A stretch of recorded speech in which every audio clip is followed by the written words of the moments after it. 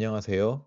이번 영상에서는 고언어를 사용해 수학적 개념인 미분을 이해하는 방법에 대해 알아보겠습니다. 먼저 미분이란 무엇인지 간단히 살펴보겠습니다. 일변수 함수의 미분은 함수의 값이 입력값에 따라 어떻게 변하는지를 나타내는 값입니다.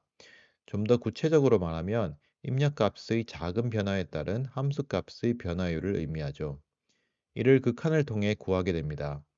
즉, 특정 입력값에서 함수가 얼마나 빠르게 변하는지를 측정하는 방법이라고 할 수 있습니다. 이제 이 개념을 확장해 다변수 함수로 넘어가 봅시다. 여기서는 여러 개의 변수를 입력으로 받아 실수값을 반환하는 다변수 함수를 생각해 봅시다. 다변수 함수의 변화량을 계산할 때는 점 C가 변화하는 방향이 중요합니다. 기준점 C에서 벡터 U 방향으로 약간 이동했을 때 함수값이 얼마나 변화했는지 그 비율을 계산하는 것이 다변수 함수의 미분입니다. 이러한 미분을 방향 미분이라고 부릅니다. 일변수 함수를 다변수 함수의 특수한 경우라고 생각하면 다변수 함수의 방향 미분은 일변수 함수의 미분의 개념을 확장한 것뿐입니다. 그런데 방향 미분 중에서도 특별한 형태가 있습니다. 바로 편미분입니다.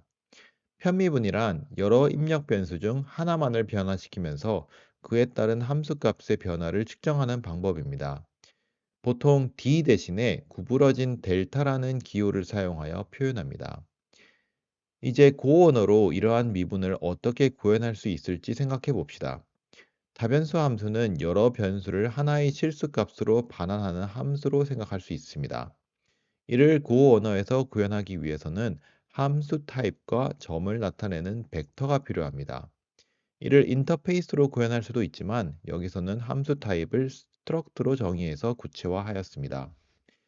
편미분을 계산하려면 미세하게 이동한 양 델타를 인자로 받아야 합니다. 이 값을 작게 설정하면 함수의 변화를 정확하게 측정할 수 있습니다. 우리가 파설을 계산하면 이론적으로는 이동한 양의 극소 무한소가 되어야 하지만 실제로 우리가 계산을 할 때는 무한소만큼 이동을 하는 게 불가능하기 때문에 어느 정도 양수값, 아주 작은 양수의 값만큼을 시켰을 때 함수값의 변화율을 찾아야 합니다. 그런데 그 값이 사실은 함수마다 얼마나 작게 잡아야 하는지 정해져 있지 않기 때문에 오히려 이거를 인자로 받아서 계산하는 것이 안정성에 더 도움이 됩니다.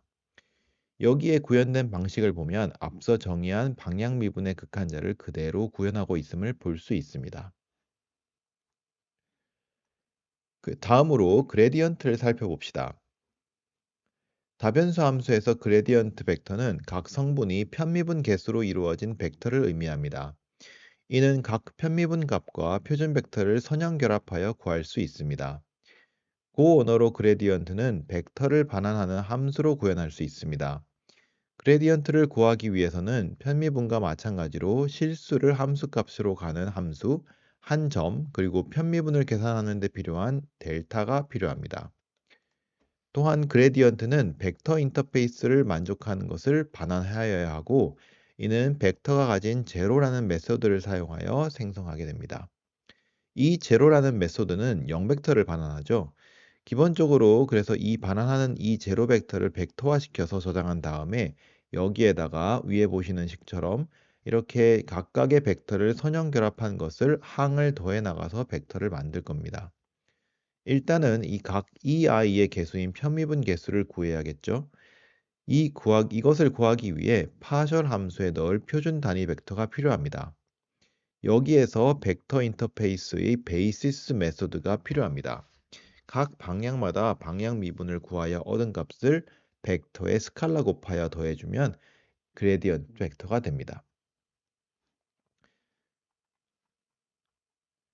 이것이 동작하는 것은 조금 이따 보기로 하고요. 그레디언트의 개념을 좀 더 확장해 봅시다.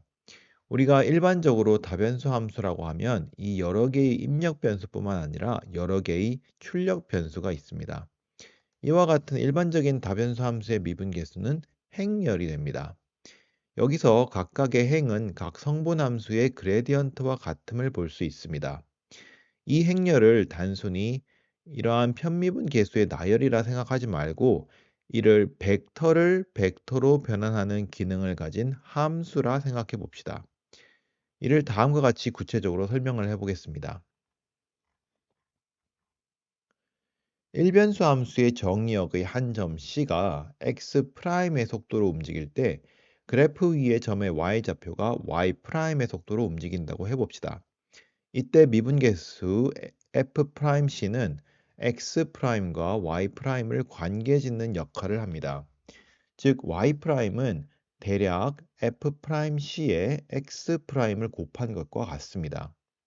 물론 일변수 함수의 미분계수 F'C는 실수이지만 이것을 정의역의 점의 변화와 치역의 점의 변화를 연결짓는 규칙이라고도 생각할 수 있습니다. 이것을 다변수 함수에 그대로 적용해 봅시다. 다변수 함수의 정의역인 m차원 공간의 한 점 P가 치역인 n차원 공간의 점 FP에 대응된다고 합시다. 만약 P가 어떤 경로를 따라서 움직이면 그 경로 또한 FP를 지나는 어떤 경로의 대응이 될 것입니다. 우리는 점 P의 순간적인 움직임에 관심이 있습니다. 만약 P가 순간적으로 V의 속도로 움직일 때 치역의 점 FP가 W의 속도로 움직인다고 해봅시다. n by m 행렬 DFP는 V와 W를 연결짓는 함수의 역할을 합니다. 이는 W는 DFP와 V를 곱한 것입니다. 따라서 미분계수는 정의역 점의 움직임으로 치역 점의 움직임을 예측하는 규칙이라고 생각할 수 있습니다. 이 의미에서 우리가 미분이라는 함수를 어떻게 구해야 될지 생각해 봅시다.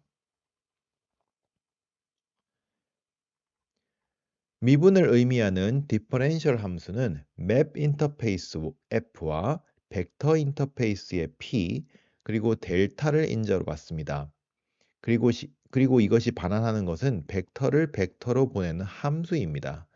이는 다변수 함수의 미분계수의 실체는 행렬이지만 그것의 기능은 벡터를 벡터에 대응하는 함수이기 때문입니다. 따라서 여기서 구현하는 것은 함수의 정보를 이용하여 벡터를 벡터에 대응시키는 함수를 만드는 것입니다.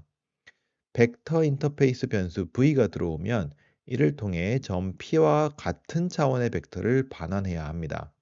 따라서 가장 먼저 벡터 인터페이스로서의 변수 P에 메소드 제로를 이용하여 0벡터를 생성합니다. 여기에 미분계수 DFP와 입력된 벡터 V를 곱한 것을 저장을 합니다. 미분계수의 정의를 잘 보면 이 벡터의 각 성분은 각 성분함수의 그레디언트에 주어진 벡터를 내적한 것과 같음을 알 수 있습니다. 따라서 다음과 같이 그레디언트의 결과에 벡터 V를 내적한 것을 각 기저 벡터마다 스칼라 곱하여 더해 나갑니다.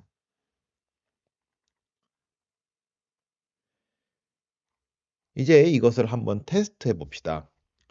먼저 다음과 같이 이변수 함수의 구조체를 사용하여 fxy는 x제곱 더하기 y제곱이라는 함수를 구현해 봅시다. 점 2분의 1, 2분의 1에서 이 함수의 그레디언트는 1, 1입니다. 이를 테스트한 결과 또한 이와 거의 비슷한 것을 볼 수 있습니다. 그럼 이번에는 미분계수를 테스트해 봅시다. 먼저 벡터를 함수값으로 갖는 다변수 함수를 구현하기 위해 다음과 같이 멀티플이라는 구조체를 만들어 봅시다. 이 멀티플이 맵 인터페이스를 만족하게 하기 위해 맵 메소드도 정의해 주겠습니다. 이는 근본적으로 멀티플이 가진 이발 메소드와 동일한 기능을 하지만 맵 인터페이스의 기준에 맞게 다시 정의하는 것입니다. 이를 통해 다음 함수를 구현해 봅시다. 점 P는 2분의 1, 2분의 1입니다. 디퍼렌셜의 출력값은 함수이므로 이를 그대로 프린트할 수는 없습니다. 따라서 여기에 벡터 1, 1을 입력하였을 때의 결과를 출력하도록 하겠습니다. 이를 먼저 손으로 미리 직접 계산해 봅시다. 2,2 행렬로서의 미분계수는 다음과 같습니다. 여기에 2분의 1, 2분의 1을 대입하면 또 다음과 같은 행렬이 됩니다. 자, 여기에 1,1 벡터를 곱하면 다음과 같습니다. 이렇게 얻어진 2,0 벡터를 테스트 결과와 비교하면 일치하는 것을 볼 수 있습니다. 참고로 마지막에 E-11은 10의 마이너스 11승을 의미하므로 거의 0이라고 볼 수 있습니다. 이번 영상에서는 이와 같이 미분의 개념을 인터페이스를 인자로 받는 함수로 구현해 보았습니다. 다음 영상에서는 적분에 대해 다루어 보겠습니다. 감사합니다.